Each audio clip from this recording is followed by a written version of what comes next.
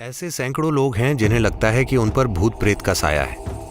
ऐसा एक विज्ञान है जिसके इस्तेमाल से कोई व्यक्ति किसी को नुकसान पहुंचाने के लिए ऊर्जाओं का नकारात्मक उपयोग कर सकता है। एक कोबरा का भी ऐसे जीव पर एक तरह का प्रभाव होता है, क्योंकि वो अपनी सांस को लंबे समय तक रोक कर रखता है। शरीर को हल्के में मत लीजिए, ये कोई छोटी कैद नहीं है। पर जब व्यक्ति को अनुभूति होती है कि वो भीतर कैसे आया था, अब उसे पता होता है कि बाहर कैसे जाना है।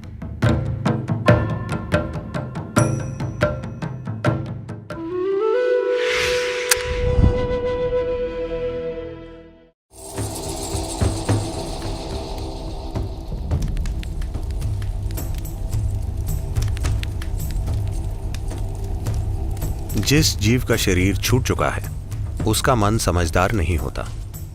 वो अपनी आदतों के हिसाब से चलता है। उसका कर्मों वाला हिस्सा जो अभी विलीन नहीं हुआ है, वो एक तरह की आदत बनाएगा जो उस जीव को वैसी ही दिशा में ले जाएगी।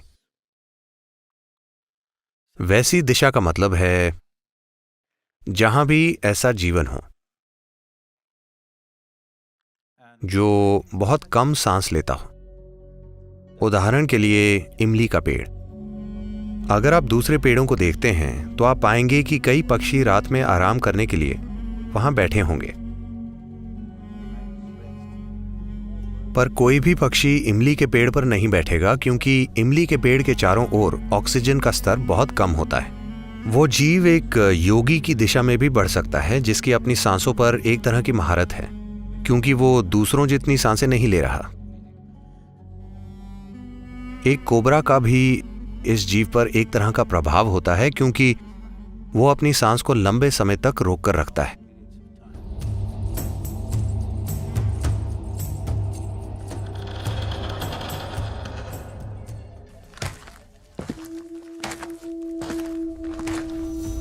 ऐसे सैकड़ों लोग हैं जिन्हें लगता है कि उन पर भूतों का साया है। ऐसा एक विज्ञान है, कोई व्यक्ति किसी दूसरे को नुकसान पहुंचाने के लिए ऊर्जाओं का नकारात्मक रूप से इस्तेमाल कर सकता है। आजकल ये काफी कम हो गया है, बहुत ही कम।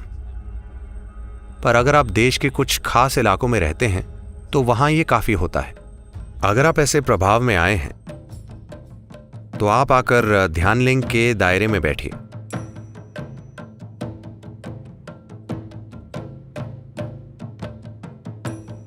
Because there are occult dimensions to Dhyanalinga which just nullifies all this.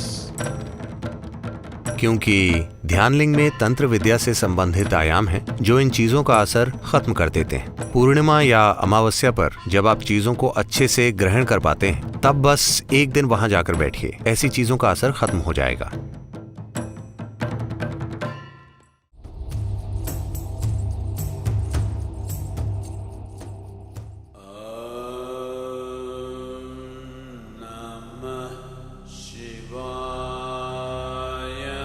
Your physical body is something that you have loaned from the planet on which you are living. आपने अपना शरीर इस धरती से उधार लिया है। समय आने पर धरती उसे वापस ले लेंगी, लेकिन आपके दूसरे आयाम, खास तौर से आपका कर्मों वाला हिस्सा, वैसा ही बना रहता है। अगर वो जागरूकता के एक निश्चित स्तर पर हो तो शरीर छोड़ चुका जीव एक तरह से सुख में होगा। It is this that is being referred to as heaven. इसी को स्वर्ग कहा जाता है, क्योंकि उन्होंने अपने भौतिक शरीर को जागरूकता की अवस्था में छोड़ा है, तो वे एक समय तक उस मधुरता का आनंद लेते हैं, एक छुट्टी की तरह, इससे पहले कि वे दूसरा भौतिक शरीर धारण करें। इसी तरह अगर लोग डर, बेचैनी, क्रोध की अवस्थाओं में, अज्ञानता की अवस्थाओं में शरीर छोड़ते हैं,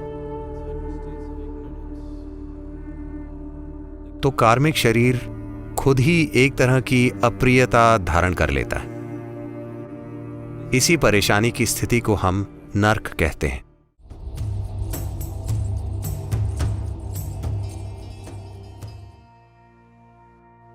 आमतौर पर जब कोई मरता है तो आप कहते हैं वो व्यक्ति अब नहीं रहा, लेकिन वे सच नहीं है।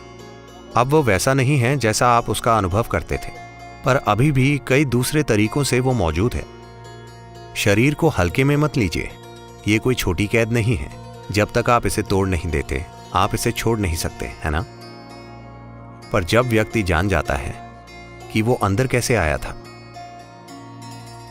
तो अब वो बाहर निकलना जान जाता है। अगर कोई व्यक्ति सचेतन रूप से शरीर को कोई भी नुकसान पहुंचाए बिना उसे छोड़ता है, जैसे आप अपने कपड़े उतारते हैं, अगर आप अपने शरीर को पूरी चेतना में छोड़ते हैं, तब हम कहते हैं कि ये महासमाधि है। जब कोई व्यक्ति इस तरह जाता है तो यही अंत है। अब वो सच में नहीं रहा। जिसे आप मैं कहते थे वो विलीन हो गया और सृष्टि का हिस्सा बन गया।